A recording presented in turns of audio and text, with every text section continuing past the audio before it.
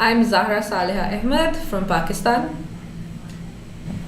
We basically have a parallel system of education, both actually that were incorporated, both that actually sort of followed the British system.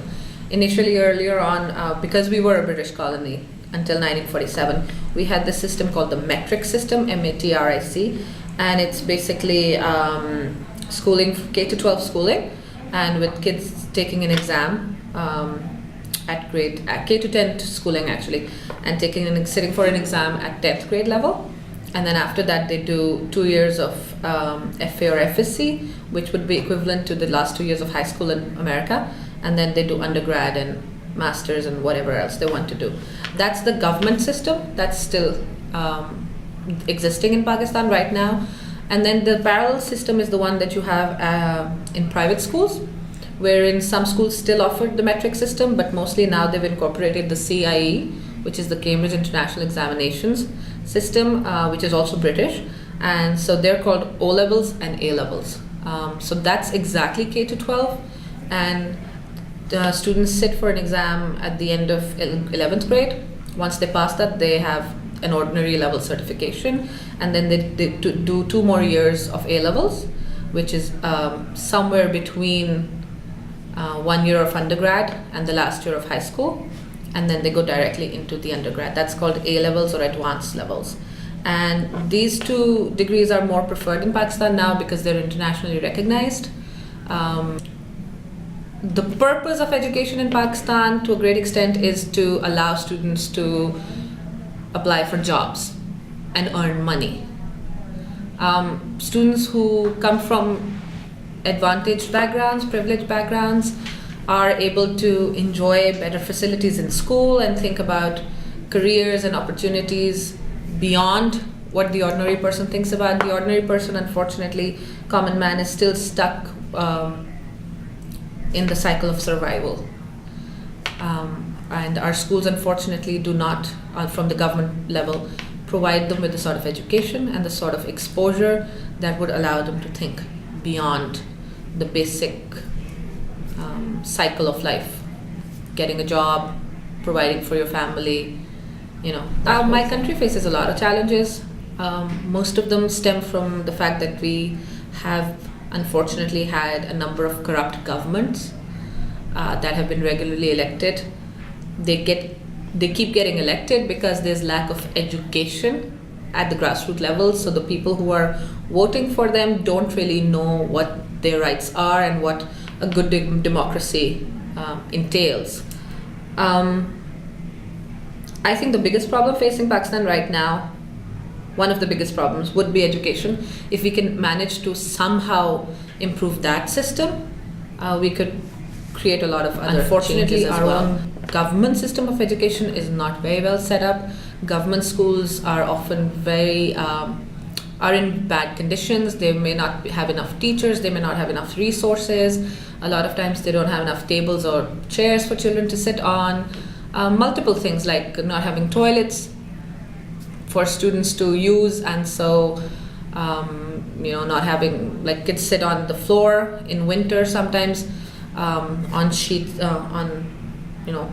of cloth. There's only one blackboard, one teacher teaching every subject. So a lot of those issues. Most people who can't afford it prefer to send their kids to private schools, and then private schools themselves have various levels depending on how much money you can spend. Politically aware, conscientious citizens. And I think that's the way to go in Pakistan right now. We can't wait for somebody from the outside to come and help us. We can't depend on a government that has not helped us for so many years. It's high time that educated people from the privileged class get up and start doing something for their country as a whole. We do have citizens doing a lot now, because the government schools when they are open, they're ineffective. When they aren't open, they're ghost schools. They just exist on paper, and they don't exist actually. So you have a lot of private citizens creating groups and boards and creating schools at a national level. A few of them, like one of the most famous one is the TCF, which is the Citizens Foundation, where they have a large network in Pakistan. They basically work on donations by privileged people in Pakistan and abroad, and they provide free education, they provide books, they provide uniform, free and reduced lunches, and they try to give them a global education, an education that would bring them on at par to what students across the world are studying. Because one of the biggest problems I think our kids face in Pakistan in government schools is that they spend money, whatever money they have, they spend getting an education, and once they go into the work field, they're not as well educated or as equipped as their competitors, and so they can't get a job.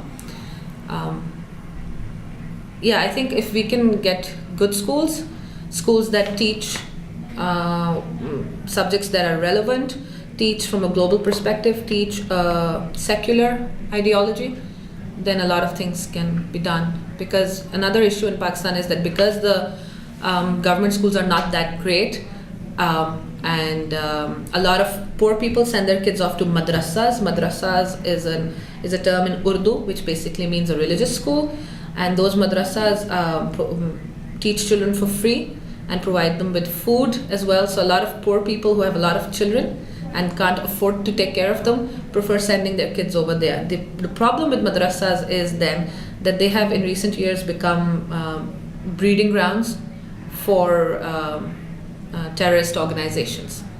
So the Taliban, the Tehreek-e-Taliban Pakistan, recruit a lot of kids from madrasas.